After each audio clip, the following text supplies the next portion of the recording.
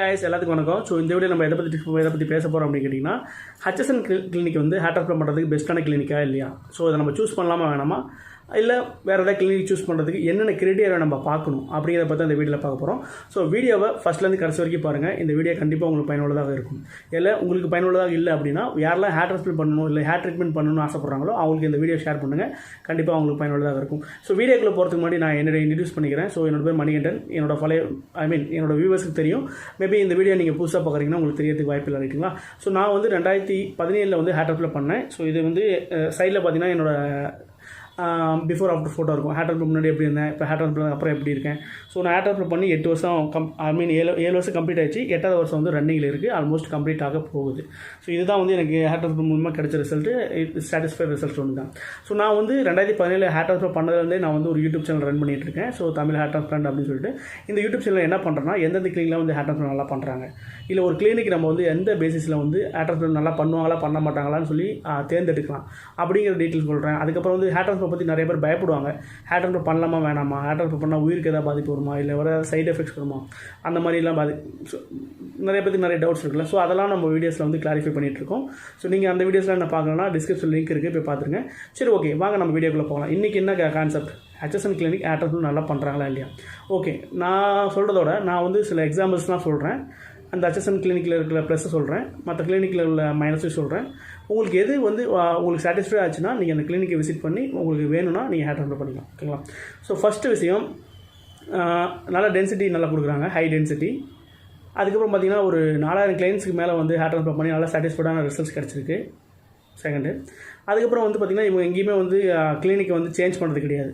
Like கொஞ்ச நாள் ஒரு இடத்துல ஒரு கிளினிக் வச்சுட்டு இல்லை கிளினிக்கையோ இல்லை பிளேஸையோ இல்லை வந்து நேமையோ வந்து சேஞ்ச் பண்ணுறது கிடையாது. அவங்க ஆரம்பிச்சும் போது என்ன ஹட்சசன் ஹேர் ட்ரான்ஸ்பிளான்ட் கிளினிக் ஆரம்பித்தாங்களா, அதே நேம், அதே பிளேஸ், அதே இதில் ஆரம்பிக்கிறாங்க, அதே இதில் கொண்டு போயிட்டுருக்காங்க.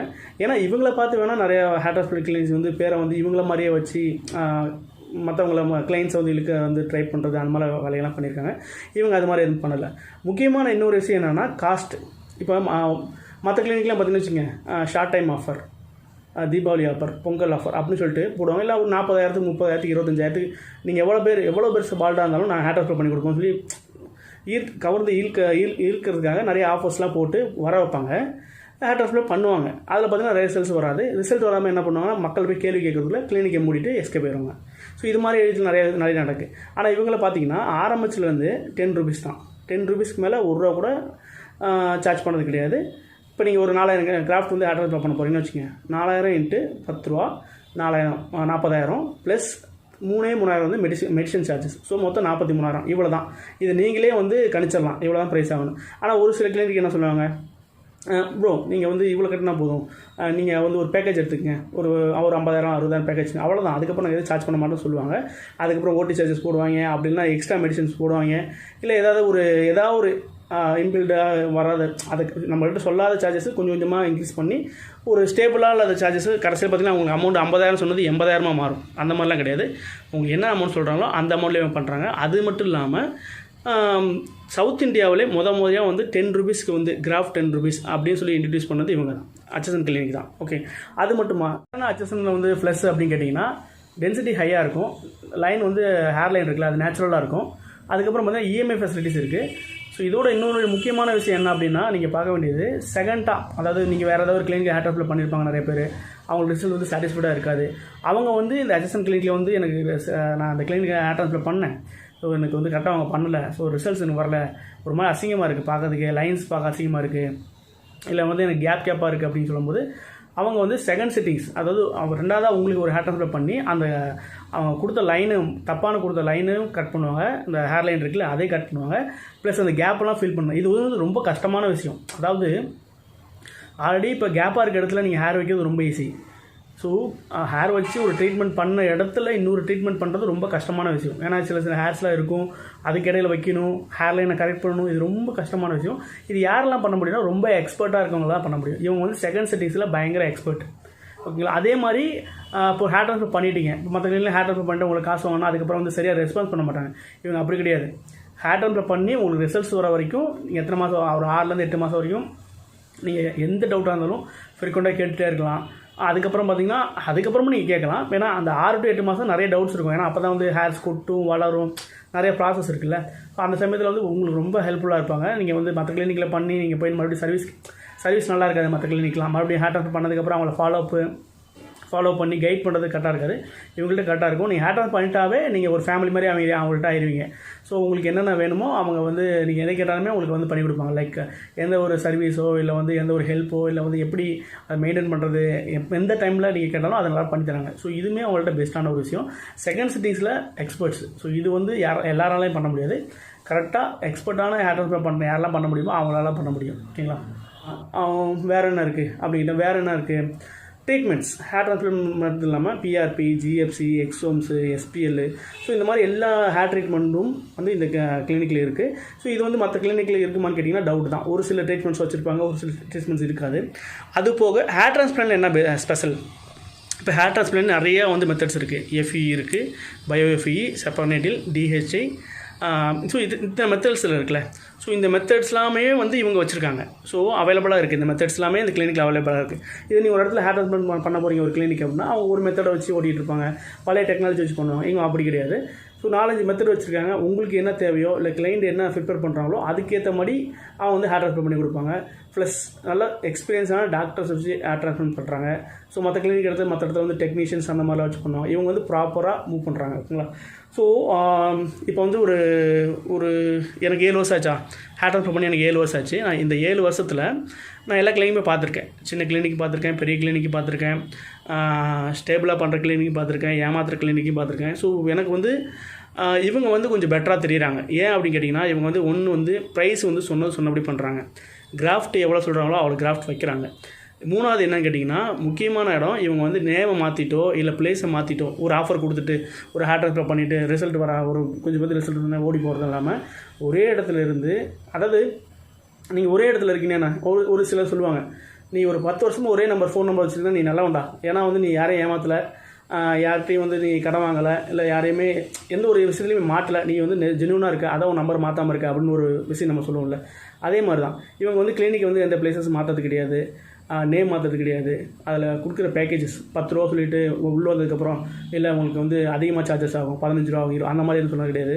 இல்லை ட்ரீட்மெண்ட் பண்ணிகிட்டே இருக்கும்போது இடையில வந்து இந்த ஊசி போடணும் இல்லைனா உங்களுக்கு வந்து க்ரோத் வராது, அந்த மாதிரிலாம் எக்ஸ்ட்ராலாம் சொல்கிறது கிடையாது. உங்களுக்கு 4000 கிராஃப்ட்டுப்பா இல்லை 2000 கிராஃப்ட்டுப்பா, 2000 + 10 ரூபாப்பா, 20000ப்பா, ப்ளஸ் மெடிசன் சார்ஜஸ் 3000ரூபா, இவ்வளோ தான். இதை தவிர்த்து வேறு எந்த சார்ஜஸும் உங்களுக்கு பண்ண கிடையாது. அது எந்த ஒரு ஒளிவு முறை ஹிடன் சார்ஜஸ் சொல்லுவாங்கள்ல, அந்த மாதிரிலாம் எதுவுமே பண்ணல. அதுதான் எனக்கு இவங்கள்ட்ட ரொம்ப பிடிச்சது. 1. 2வது வந்து பிளேஸ் மாற்றது கிடையாது. இவங்க நீங்கள் வந்து ஏன்னா வந்து இப்போ ப்ராப்பராக ஒருத்தவங்க பண்ணிகிட்ருக்காங்க, ரிசல்ட்ஸ் கண்டிப்பாக ப்ராப்பராக வருது அப்படின்னா அவங்க மாற்ற வேண்டிய அவசியம் கிடையாது. இப்போ எல்லாருமே வந்து அந்த மாதிரி கிளினிக்கில் மூட்டு ஓடுறாங்களான்னு கேட்டிங்கன்னா அப்படி சொல்ல முடியாது. எல்லாருமே பண்ண தான் ட்ரை பண்ணுவாங்க. பட் அவங்களுக்கு சூழ்நிலை லைக் ரொம்ப ஆஃபர் கொடுத்துருப்பாங்க, அதை மேனேஜ் பண்ண முடியாது, டாக்டர்ஸ் சம்பளம் கொடுக்க முடியாது. அப்போங்கும்போது என்னென்னா அவங்க டாக்டர்ஸ் ஒழுங்காக வேலை செய்ய மாட்டாங்க. அதுக்கப்புறம் இந்த மாதிரி விஷயங்கள் நடக்கும்போது தான் ஒரு கிளினிக்கில் வந்து பெஸ்ட்டான ரிசல்ட்ஸ் வராமல் போயிடும். அவங்க வந்து கிளினிக்கை மூடிட்டு போகிறதுக்கு ஒரு சூழ்நிலை வந்துடும். ஏன்னா அவங்க கிளினிக்கு மக்களுக்கு ரிசல்ட்ஸ் வந்துருக்காது, கெட்ட பேர் வந்துடும். இவங்க எல்லாமே ப்ராப்பர், டாக்டர் ப்ராப்பர், அவங்களுக்கு சேலரி ப்ராப்பர், ப்ளஸ் ஏன்னா வந்து சார்ஜஸ் 10 ரூபீஸ் தான். இது ரொம்ப ரொம்ப கம்மியான ப்ரைஸ், அஃபோர்டபுள் ப்ரைஸ். இதுக்கு மேலே நம்ம குறைக்க முடியாது. ஏற்றுனா மக்களுக்கு வந்து அதிகமாக அவங்கள்ட்ட அதிகமாக காசு வர மாதிரிடும். குறைச்சோம்னா அவங்களோட என்ன சொல்கிறது என்விரான்மெண்ட்டையும் மேனேஜ் பண்ணுறதுக்கு ரொம்ப கஷ்டமாயிடும். மற்ற கிளினிக் எப்படி சஃபர் பண்ணுறாங்களோ அந்த மாதிரி ஆயிரும். அதே மாதிரி பேர் கெட்டக்கூடாது. 2வது விஷயம் இவங்கள்ட்ட எனக்கு ரொம்ப பிடிச்சது, பேர் கெட்டக்கூடாதுன்னு ரொம்ப ரொம்ப வந்து முன்னெச்சரிக்கையாக இருப்பாங்க. ஸோ அதனால் எந்த ஒரு ஹேர் ட்ரான்ஸ்பிளான்ட்டாக இருந்தாலும் சரி, ஹேர் ட்ரீட்மெண்ட்டாக இருந்தாலும் சரி பார்த்து பண்ணுறாங்க. இது என்னோட ஒப்பீனியன், சரிங்களா? இப்போ நான் சொல்கிறதுக்காக நீங்கள் இங்கே போய் ஹேர் ட்ரான்ஸ்ஃபர் பண்ணுங்கிறது உங்களோட விருப்பம். நீங்கள் போய் செக் பண்ணுங்கள். ஏன்னா இப்போ நான் வந்து ஒரு 7 வருஷம் எக்ஸ்பீரியன்ஸ். நான் ஹேர் ட்ரான்ஸ்ஃபர் பண்ணும் போது வந்து எனக்கு யாருமே கிடையாது, யாரும் என்கிட்ட சொல்கிறது கிடையாது. நான் எப்படி ஹேர் ட்ரான்ஸ்ஃபர் சூஸ் பண்ணேன் அப்படிங்கிறது கூட எனக்கு வந்து நிறைய டவுட்ஸ் இருந்தது. அதுக்கப்புறம் செக் பண்ணியிருப்பேன், எல்லாம் பண்ணோம். ஏன்னா அப்போ யூடியூப்லேயும் வந்து யாருமே ஹேர் ட்ரான்ஸ்ஃபர் பற்றி பேசலை, நம்ம தான் முறையாக பேசி போகிறோம். ஸோ இவ்வளோ ப்ளஸ் வந்து இவங்கள்ட்ட இருக்குது. ஹச்எஸ்என் கிளினிக் வந்து இவ்வளோ ப்ளஸ் இருக்குது இவங்கள்ட்ட மைனஸ்ன்னு எனக்கு தெரிஞ்சு எதுவும் கிடையாது. நீங்கள் உங்களுக்கு ஓகே இவன் சொல்லிட்டான்டா நான் போய் பண்ணலான்னா நீங்கள் போங்க. நீங்கள் போயிட்டு ஒரு கவுன்சிலிங் எடுத்துக்கங்களேன். இப்போ எங்கேயுமே அப்படி தான். நீங்கள் ஒரு கவுன்சிலிங் எடுங்க. இந்த ஹாஸ்பிட்டல்லையும் போய் ஒரு கவுன்சிலிங் எடுங்க, ஹச்எஸ்என்லேயும். மற்ற ஒரு கிளினிக்லையும் போய் ஹச்எஸ்என்லேயும், மற்றது ஹச்எஸ்என் கிளினிக் தவிர மற்றதுலையுமே வந்து நீங்கள் ஒரு கவுன்சிலிங் எடுங்க. உங்களுக்கே டிஃப்ரென்ஸ் தெரிஞ்சிடும். அவங்க பேசுகிறது மணி மைண்டடாக இருக்காங்களா, இல்லை சர்வீஸ் மைண்டடாக இருக்காங்களா, எப்படி அவங்க அப்ரோச் பண்ணுறாங்க, ஸோ அவங்களோட தாட் என்ன. ஆக்சுவலாக வந்து ஹேர் டிரான்ஸ்பிளான்ட் எதுக்கு பண்ண வராங்க மக்கள் அப்படின்னா, அவங்களோட செல்ஃப் கான்ஃபிடன்ஸை பூஸ்ட் பண்ணுறதுக்கு, அவங்களோட வாழ்க்கையை அடுத்த நிலைக்கு எடுத்துகிட்டு போகிறதுக்கு. லைக் சில பேர் சொல்லுவாங்க மேரேஜ் பண்ணுறதுக்காக, சில பேர் ஜாபுக்காக, சில பேர் அப்பீரன்ஸ் நல்லா இருந்தால் எனக்கு வந்து நல்லா ஒரு பூஸ்டப் கிடைக்குது, நான் அதை வச்சு இதை நான் பண்ணுவேன், லைக் ஒரு செல்ஃப் கான்ஃபிடன்ஸுக்காக பண்ண வரான்னு சொல்லுவாங்க. ஸோ அவங்களுக்காக ஒரு என்ன சொல்ல அஃபோர்டபுளாக, ரொம்ப அதிகமாக சார்ஜ் பண்ணிடவும் கூடாது, ரொம்ப கம்மியாக சார்ஜ் பண்ணிடும். ஆக்சுவலாக 10 ரூபா கம்மி தான், அதுக்கு கீழே கம்மியாக போனால் இவங்களால் கிளீனிங் நடத்த முடியாது, ரைட்டுங்களா? ஸோ அதனால் 10 ரூபீஸ் வச்சு கரெக்டாக, அதாவது இப்போ வந்து நிறையா வந்து பிஸ்னஸ் மேன்ஸ்லாம் பார்த்துருக்கீங்களா? ஒரு சில பிஸ்னஸ் மேன்ஸ் என்ன பண்ணுவாங்க அப்படின்னா, நிறைய ஆஃபர் கொடுத்துருவாங்க. அதுக்கப்புறம் வந்து அவங்களால மேனேஜ் பண்ண முடியாமல் க்ளோஸ் பண்ணிடுவாங்க பிஸ்னஸை. சில பேர் என்ன பண்ணுவாங்க அப்படின்னா, கரெக்டான ஆஃபர், கரெக்டான பொருள், கரெக்டான குவாலிட்டியான பொருளை கரெக்டான ஆஃபரில் கொடுப்பாங்க. மக்கள் வந்து வாங்க அவங்களுக்கு அந்த சர்வீஸ் பிடிக்க அதோட கஸ்டமராக ஆயிடுவாங்க. ஸோ அந்த மாதிரி தான் ஹச்எஸ்என் கிளினிக் பண்ணுறாங்க. ஸோ இது வந்து இவங்கள்ட்ட எனக்கு ரொம்ப பிடிச்சது. உங்களுக்கு இந்த கிளினிக்கில் வந்து ஹேர் ட்ரான்ஸ்ஃபர் பண்ணணும் அப்படின்னா, நீங்கள் வந்து அவங்களோட நம்பர்ஸ் வந்து நான் டிஸ்கிரிப்ஷன்லையும் கொடுத்துருக்கேன், வீடியோலையும் கொடுத்துருக்கேன். எடுத்து கன்சல்ட் பண்ணுங்கள், உங்கள் கவுன்சிலிங் போங்க. உங்களுக்கு பிடிச்சிருந்து அப்படின்னா கண்டிப்பாக ஹேர் ட்ரான்ஸ்ஃபர் பண்ணிங்க. ஹேர் ட்ரான்ஸ்ஃபர் பண்ணதுக்கு யாரும் பயப்பட தேவையில்ல. ஹேர் ட்ரான்ஸ்ஃபர் பண்ணால் கண்டிப்பாக ரிசல்ட் வரும். சில பேர் சொல்லுவாங்க ரிசல்ட் வராது. அது நீங்கள் வந்து தப்பான ஒரு இடத்துலையோ இல்லை தப்பான ஆள்கிட்டையோ பண்ணிங்கன்னா கண்டிப்பாக ரிசல்ட் வராது.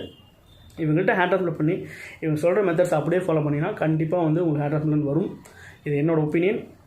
நீங்கள் போய் கவுன்சிலிங் எடுங்க. உங்களுக்கு பிடிச்சிருந்துச்சி, நீங்கள் ஓகே பண்ணிக்கலாம் அப்படின்னு ஆசைப்பட்றீங்கன்னா நீங்கள் பண்ணிக்கலாம். ஓகேங்களா?